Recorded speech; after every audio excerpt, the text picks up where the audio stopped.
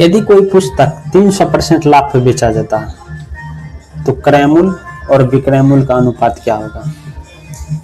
यदि कोई वस्तु 300% के लाभ पे बेचा जाता है तो क्रय मूल्य और विक्रय मूल्य का अनुपात क्या होगा। आपको कुछ नहीं करना है, जह अनुपात आपको पूछा जाएगा किसी भी क्वेश्चन में। 300% है तो 300 में 100 प्लस 300 आपको ऐड करना है, कितना होगा 400%। 100 सबको पता है, नीचे सीपी ऊपर एसपी, अगर जोड़ा जाए तो एसपी हो जाएगा। तो इसमें 0 4:1 सीपी एसपी आंसर। क्रय मूल्य विक्रय मूल्य आंसर। ठीक है।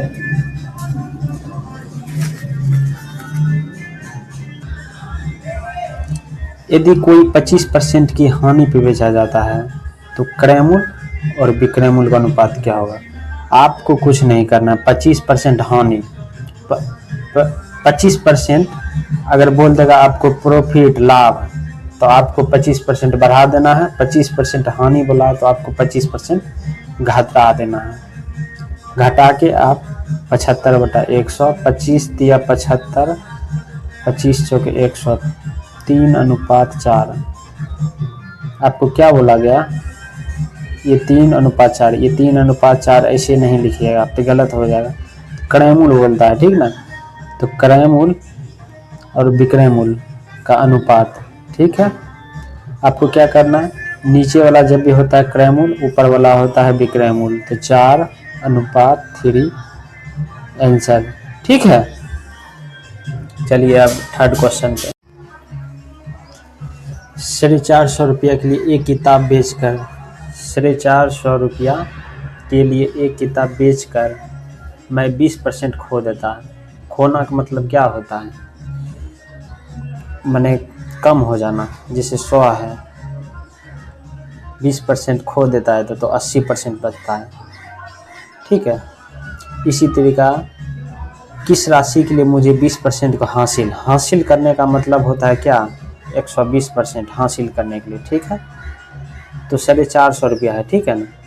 तो 450 रुपया खो देता है, 80% बचता है, 20% खो देता है। तो 20% फिर बोलता है हासिल करने के लिए, हासिल करने के लिए बेचना चाहिए, किस लाभ पे। चलो ठीक है, हासिल करने के लिए 20% बढ़ा दिए। ठीक है। 0 0, ठीक है। 4 तिया 12, 4 दूनी 8, 2 15, 45 गुना 15, 15 चौक 75, बाकी 7, 15 चौक 60, 67, 675 आंसर आ गया। ठीक है। चलिए सेकेंड क्वेश्चन पे चलते हैं। जब कोई वस्तु 355 रुपया में बेची जाती है तो 29% की हानि होती है, तो 21% लाभ कमाने के लिए इसे किस कीमत पर बेचना चाहिए।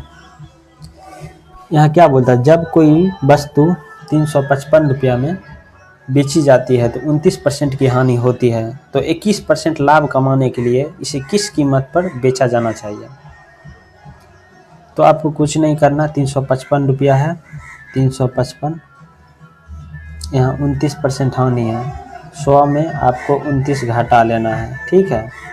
30 घटेगा तो 70, ये तो 70 71, ठीक है, गुना 21% का लाभ, मतलब लाभ में आपको जोड़ देना है, हानि में आपको घटा देना, बस इतना याद रखना।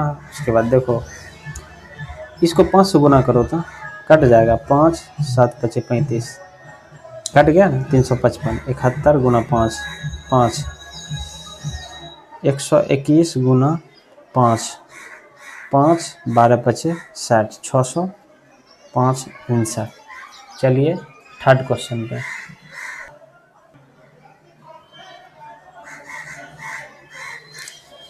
यदि एक वस्तु 402 रुपया में बेची जाती है तो 33% की हानि होता है, क्या बोले, घटा लेना है, ठीक है। और 37% के लाभ का मतलब ऐड कर लेना है। 100 में 33% घटा लेना है। जब लाभ का बोलेगा 33%, चलिए घटाते हैं, ठीक है, तो बचा 67 बचेगा, ठीक है। ऐसे 37% का लाभ बोल रहा है, तो 100 में आपको 37 ऐड कर लेना है, कितना हो जाएगा 137, ठीक है। चलिए अब बनाते हैं। 402 है, 402 रुपया में बेची जाए, 33% की हानि होती है, हानि घटा लेना है, ठीक है। अब क्या 37% का लाभ अर्जित करने के लिए इसे किस मूल्य पर बेचा जाना चाहिए? 137। देखो इसको आप है ना 7 चौक 28, एगो आपको ट्रिक बता देते हैं, गुना आप फंसिएगा ना, कोई भी अंक क्यों ना हो।